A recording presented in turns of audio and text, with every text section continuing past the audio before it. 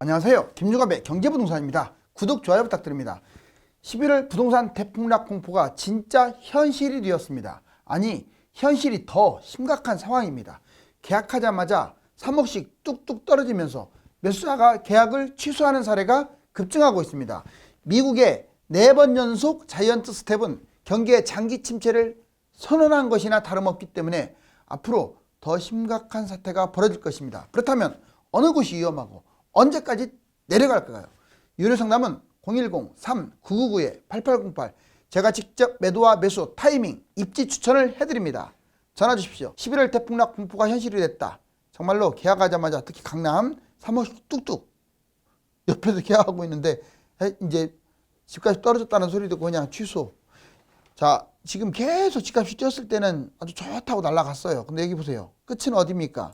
벼랑입니다. 못 모르고 따라간 사람은 그나마 중도에서 스톱할 수 있었죠.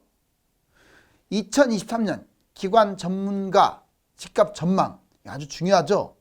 자, 먼저 건사년 이번에 발표한 건사년 자료 2023년 전망, 그리고 이전에 아직 주사년은 나오진 않았는데 이전에 발표했던 내용들 전문가들의 전망을 보겠습니다. 건설산업연구원 전망 매매가 전국 마이너스 2.5, 여기서 2.5를 2.5로 보시면 안 돼요. 그냥 10에서 20% 이렇게 떨어졌다라고 보셔야 돼요. 자, 수도권 2.0, 지방 3.0, 지방이 훨씬 더 많이 빠질 것으로 전망하죠. 전세가 전국 오히려 반등할 것으로 예상을 했어요. 이건 조금 고무적인 현상이죠. 0.5%, 수도권 0.5, 지방 0.5. 만약에 전세가가 반등을 하게 되면요, 하락이 계속 이어지질 않습니다. 내년에서 끝날 수도 있어요. 자, 주요 내용 건설 수주 무려 마이너스 7.5. 사실상 건설사들이 아마 부도나는 곳들이 많이 늘어날 거예요. 급감하고 과감한, 그래서 규제 완화를 요구하고 있어요. 건사년이. 그렇죠. 이 시점에서는 이제 모든 규제를 풀어도 됩니다. 두 번째, 주택산업연구원 전망. 이제 주사년이죠. 아까는 건사년이었고, 매매가 1, 2년간 조정을 할 것이다. 이 내년까지 조정을 할 것이다. 그리고 보합국면 가다가 내년에는 보합국면 가다가 24년부터 올라갈 것이다.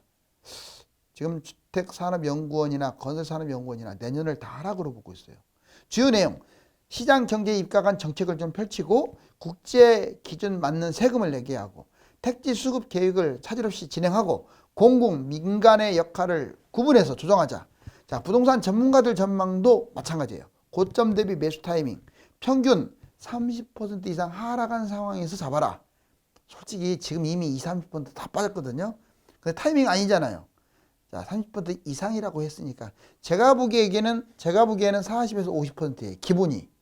자, 매수 적합 시기는 내년 하반기에서 24년 사이입니다. 그리고 주요 내용 3기 신도시 서울 청약 중심으로만 넣고, 이것도 좋은 곳만 넣어야 돼요. 급매라고 해서 지금 덥석 잡으면 안 되고 한 40% 이상 떨어지는 곳들만 판단하세요. 내 집 대출은 대략 30에서 40%를 활용하는 게 좋다. 전국 집값 폭락 현황, 덜 떨어진 곳이 위험하다. 자, 4연속 자이언트 스텝. 0.75를 미국이 미쳤나 봐요. 4번 연속. 그러다가 보니까 4포인트까지 기준금리가 올라왔어요. 자, 이렇게 되다 보니까 퍼펙트 스톰이 일어나나 모든 것이 한꺼번에 터져가지고 집값 연착륙, 추가 대책 필요. 그러니까 정부는 연착륙을 할 수 있도록 지금 너무 급락하게 이렇게 집값이 빠지니까 추가 대책을 계속 쏟아내야 돼요. 아니, 부양책을 쏟아낼 때도 된 것 같은데요. 자, 그러면 전국 집값의 흐름을 한번 볼게요. 6개월, 1년 만에 조금 빠진 곳은 3개월, 많이 빠진 곳은 1년 좀 넘게 빠졌죠. 그런데 여기서 중요한 게 덜 떨어진 지역이나 덜 떨어진 아파트가 가장 위험해요. 보세요.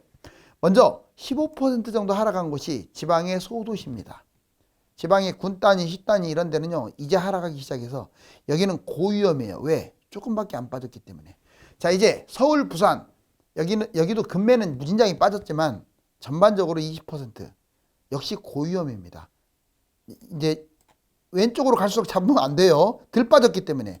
자, 이제 경기 인천은 25%, 그나마 50%의 반절은 빠졌어요. 아주 그렇지만 고위험까지는 아니라도 위험한 상황이죠. 왜? 더 떨어질 거니까. 그 다음에 30% 떨어진 대전, 울산 등등. 자, 이것도 역시 위험한 상황입니다. 자, 이제 35에서 40% 반토막 근처까지 간 세종, 대구는 안전한 건 아니지만 그냥 평범하다라고 이렇게 판단할 수가 있어요. 한마디로 지금 이 순서대로 하락폭이 커요. 이제 얘 세종대구는 50% 찍으면 5, 60에서 이제 멈출 것이고, 얘들은 다 이렇게 서울도 이렇게, 경기도도 이렇게, 대전도 이렇게 50% 떨어질 때까지 갈 겁니다. 자, 이제 폭락장 급매 특성. 폭락장은 유주택자에게도 기회. 누가 그렇더라고요. 자, 과연 그렇게 떨어질까요? 정말 떨어질까요? 지금 상황 어때요? 강남은 떨어질까요? 뭔 강남 얘기를 하고 있어요. 지금 반포, 압구정 다 고점 대비 20에서 30% 다 빠졌는데, 지금 거래가 안 되니까, 매수자가 없으니까 안 빠진 것으로 나오는 거예요. 잠실도 지금 박살났고요. 강남이 빠질까요? 제발 의심을 갖지 마세요. 제가 애초에 데이터상으로 전달했던 그대로 가고 있어요. 지금 오히려 더 빨라요. 자, 이제 여러분들이 진짜 알아야 할 것들은 이런 것들이에요. 폭락장의 급매 특성. 그리고 집을 갖고 있다고 불안해하지 마세요. 여러분들 1주택 갖고 있잖아요. 진짜 좋은 데로 돈을 더 많이 벌고 더 좋은 데로 갈아탈 수 있는 기회가 온다는 거예요. 1주택이든 다주택이든 무주택이든 폭락장은 기회입니다. 그런데 그걸 떨어졌다고만 생각하고 잠 못 자고 막 이러니 피곤하지. 물론 돈이 없는 영끌자라든가 이런 분들은 조금 부담이 들 수 있을 거예요. 자, 먼저 급매 특성. 매도 후에 상급지로 갈아타요. 근데 이게 제일 많습니다. 지금 여러분들 가정 파탄이 나고 뭐 경매당하고 이런 사람이 많은 게 아니라, 매도 후에 상급지로 갈아타려고 하는, 또는 바로 갈아타려고 하는 사람들, 이 급매가 제일 많아요. 막말로 10억짜리를 5억에 던져버리는 거예요. 왜? 20억짜리가 12억으로 떨어졌으니까 그거 잡아야지. 제 말 이해하세요? 두 번째로 많은 게 분양으로 갈아타는 거. 얘 별 볼 일 없어. 이제 분양도 막 미분양도 나오기 시작했잖아요. 당첨도 될 것 같고. 세 번째, 다주택 법인이 물량이 많아서 막 쏟아내고 있습니다. 네 번째는 무리한 영끌, 갭 투자로 도저히 못 버틸 사람들이 지금 매도하고 있어요. 헐값에. 다섯 번째, 가정 문제, 이혼, 사업 실패, 한마디로 파탄 난 경우. 여섯 번째, 개인 문제, 실직을 했거나 또는 못난이 매물을 가지고 있거나 뭐 가정사, 바로 이런 것들 때문에 급매가 나오는데 폭락장의 기회가 주어집니다. 자, 무주택자도 1주택자도 다주택자도 다 기회다. 급매 바로 매수를 해야겠죠. 뭐 1분장 난다고 집 매수 안 한다? 그런 사람들은 망하는 거예요. 나중에. 지방은 조금 조심해야겠지만 수도권은요, 1분장 너무 막 생각하지 마세요. 반토막이 됐는데 뭐 1분장 나면 어때요? 자, 무주택 급매 추가. 이제 무주택자들은 급매 하나 잡고요, 돈이 또 더 있으면 추가적으로 하나 더 잡아도 되고요. 일시적 2주택 또는 자녀 이름으로 잡아도 돼요. 세 번째, 분양, 분양권, 미분양, 선택 이런 것도 하세요. 그러니까 급매 하나 잡아놓고 분양이나 분양권, 미분양을 하나 더 잡을 수도 있죠. 지금 미분양은 안 좋아요. 제가 말하는 미분양은 한 6개월에서 1년 더 떨어졌을 때. 자, 이제 1주택자는요, 뭐 합니까? 상급지로 갈아타야죠. 더 큰 평수로 갈아타거나 좋은 아파트로 갈아타세요.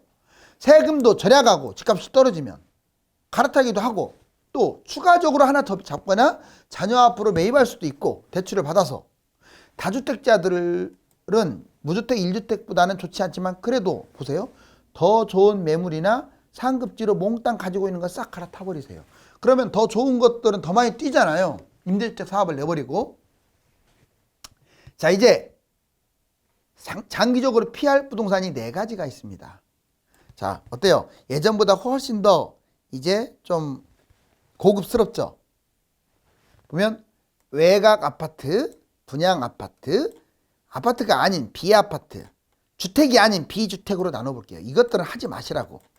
얘들은 장기적으로 안 뛰어요. 상대적으로 덜 떨어질지 몰라도 뛰지 않는 걸 왜 잡아요? 이러면 망하는 거예요. 안 뛰는 걸 잡게 되면 망한다.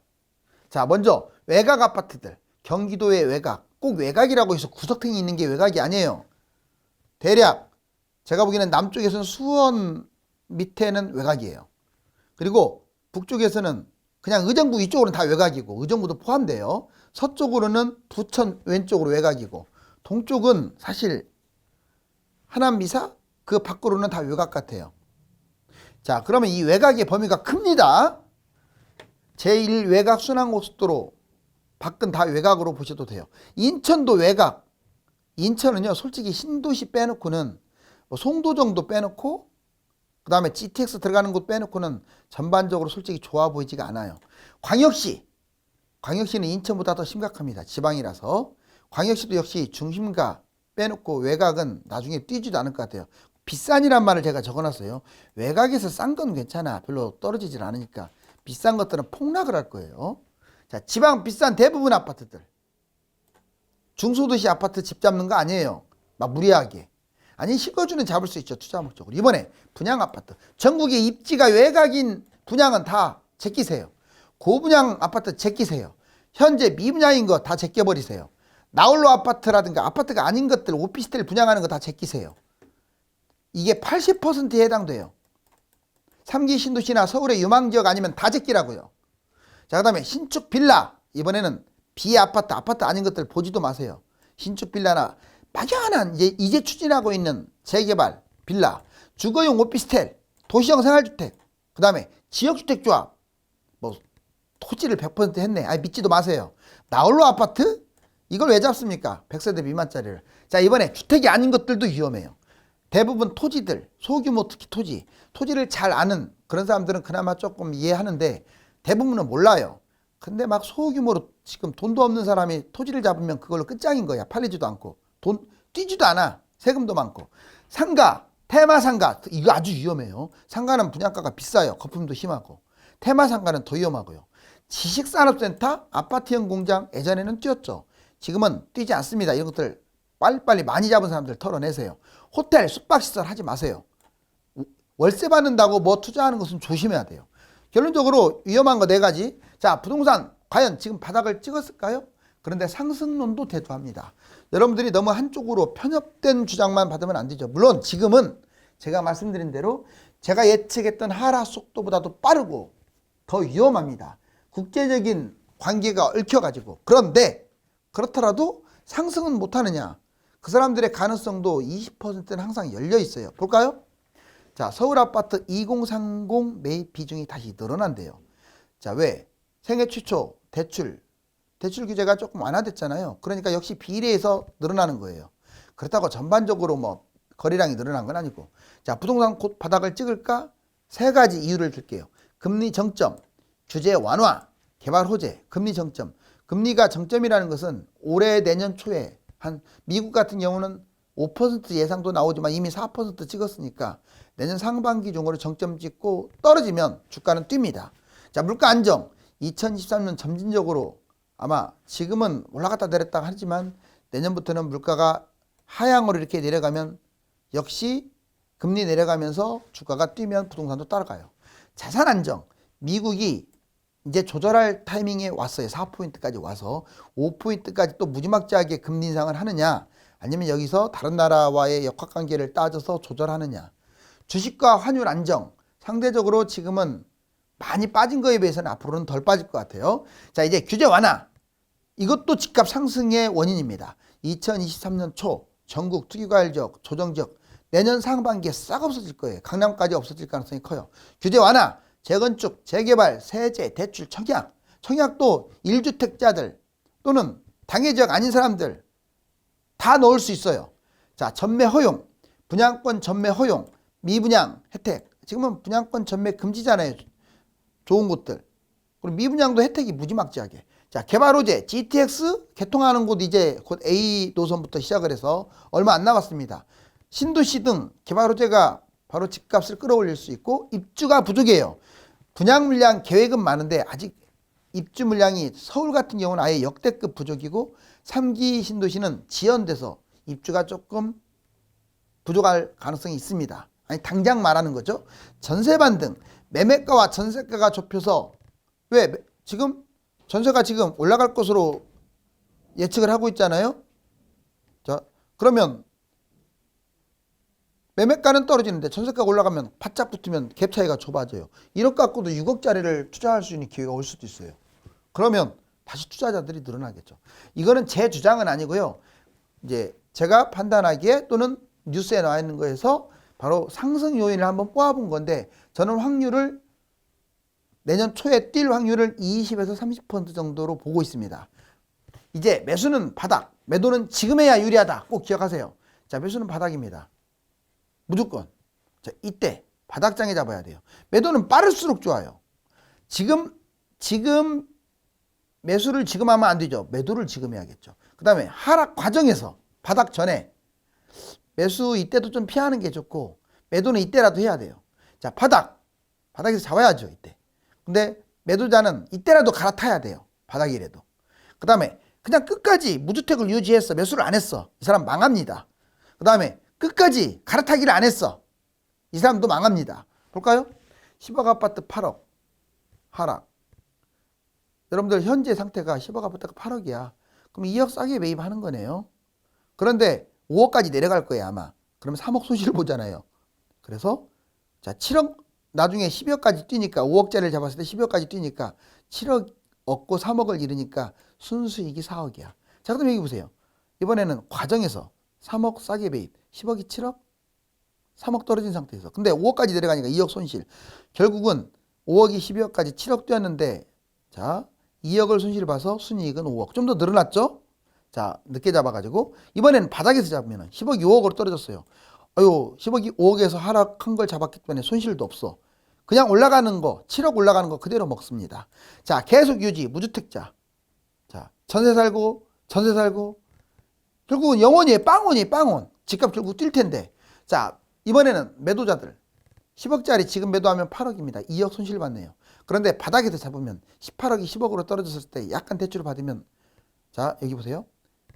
18억이 10억으로 떨어졌을 때 10억 아파트를 잡게 되면 26억까지 서울 같은 경우 결국 16억 올라가는 거죠.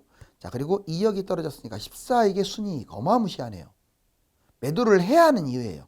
하락 과정에서라도 매도하면 3억 손실 받지만 자 조금 낮은 거 16억짜리를 잡아서 이제 9억 하락할 때 매입하면 9억 아파트가 22억 뛰니까 13억이 3억으로 떨어져 3억은 이제 손실 받고 13억 벌고 그래서 순이익이 10억이에요.